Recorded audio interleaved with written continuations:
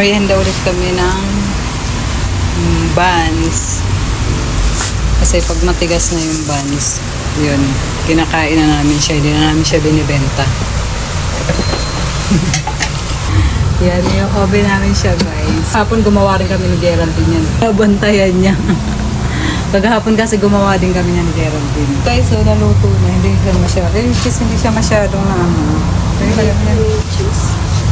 Hindi siya masyado naluto. Asa yung sa akin yung may bawang? Ito yung may bawang. Tapos ito yung cheese lang.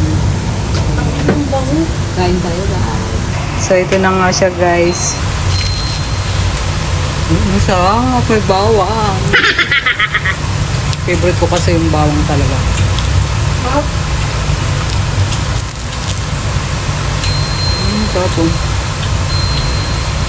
Merienda time.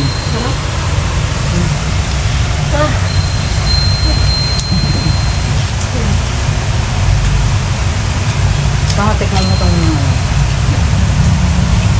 natikim ko yung may bawang. Di ba?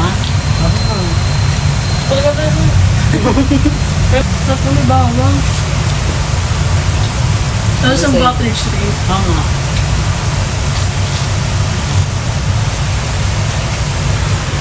Eto, cheese lang nilagay namin. Sarap na sarap sa Ginea. Nalimutan niya na kumain ng ng kanin. Depende pag kumulo yun sa.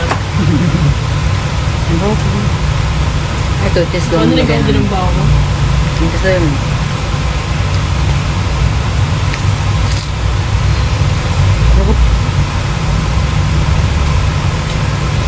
Pwede na lang yung direct dito. Ha? Pwede na gawin direct. Mini-enjoy yung isa pa kami. Tatlong buns lang naman. Ito, binigay ko na to. Charot. Kasi natikman niya yung bawang. Gustong-gusto niya. Bawang? So,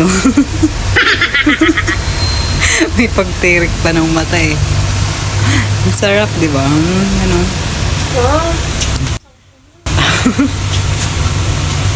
Microwave.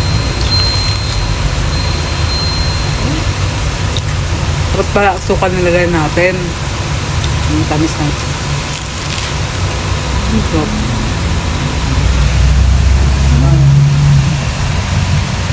Umiiyak siya kasi iniwan ko siya mag-isa. Ang dami niyang order.